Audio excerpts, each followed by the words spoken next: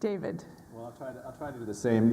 Just to give people a bit of history on Teck Resources, because many of you might not know what Teck is. But Teck is a base metal mining company. We're based here in Vancouver. We're the oldest mining company based in Canada, and it's largest base metal mining company. And we produce a number of products: copper, metallurgical steel making, coal, zinc, indium, germanium. We're into recycling of e-waste. And I'm telling you all this because when you look at the whole issue of COP15 climate change, it's very multifaceted for a resource company like Teck. In terms of our view back on COP15, sure, in terms of strategy development, certainty is what we all want to have in terms of direction, clearly.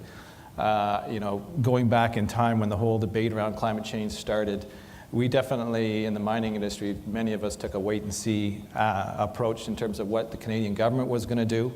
But we realized, several years ago that kind of attitude wasn't going to cut it, and we had to start taking action ourselves. We, at Teck, began measuring all of our energy and carbon footprint across the company about 10 years ago. And, one of the things, I guess you can see a theme across the platform here is we're going from a sort of global to a more regional level. I'm on the ground here in Vancouver in British Columbia. We produce products that produce carbon, but at the same time we produce products that are absolutely essential to the green economy we are all striving to achieve. The copper that goes into a hybrid, we're told, has increased the content by about 50 pounds of copper in a hybrid vehicle versus standard.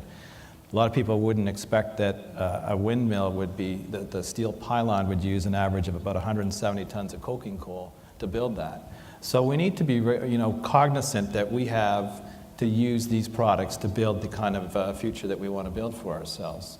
And the whole notion of recycling. I think you're going to see the metals sector going the same way as the energy sector has in terms of promoting conservation of metals the same way, because it's becoming an increasingly scarce commodity, metals. Our exploration group estimates that in another 10, 15 years' time, we're going to need another 44 mines around the world the size of Highland Valley Copper, which is our operation in Kamloops and is the largest open-pit copper mine in North America. So it's hard to imagine how we're going to get to that point. So product resource stewardship is going to be key. I look back I too am on the glass is half full side of this attitude towards what came out of Copenhagen. I look at it from the perspective of, if you look at the Copenhagen Accord, which was a lot of work that was put together in terms of its content and the theme areas that it talks to, it really highlights the other priorities around climate change that I think our sector in particular is dealing with firsthand on the ground. Just a bit more, we operate in extreme climates. We have an operation on the Chukchi Sea in northwest Alaska where there's ice at the port for 9 months of the year, and our equipment is operating in minus 35, minus 40 degrees C temperatures.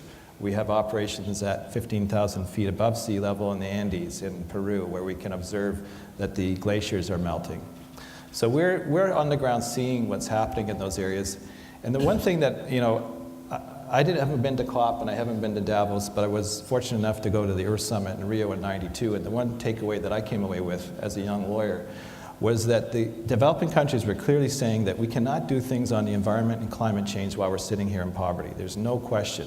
And if you look at the Copenhagen Accord, there's clear language in there that clearly speaks to the point of the priorities of developing countries to eliminate poverty and to pursue socioeconomic development within a context of sustainable development. Still thematically the same place we were 20 years ago.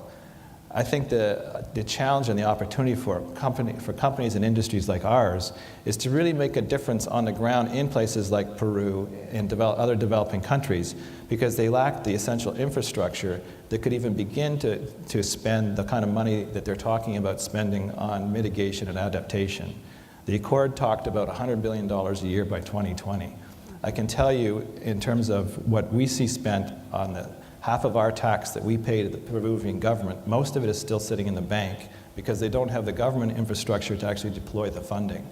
So when I hear, for example, this morning, the president of GE Marketing, James Suki, talking about all the opportunity out there in terms of the technologies that he's dealing with, I see leveraging that opportunity off the presence of the extractive sector in these developing countries, because I think that there's the opportunity to push for a low emission economy and leapfrog over where we are now in the developed countries. So I see more opportunities here. Sure, we can get pessimistic about the absolute challenges of getting to the point where we can reduce our overall emissions. And when I look at British Columbia and the leadership that the British Columbia government has taken in instituting a carbon tax, I can tell you it wasn't initially popular across the mining industry. I chaired the Mining Association of BC. But if you look at it from the perspective of competitiveness and assume that ultimately we're going to get there globally, there's an opportunity in that.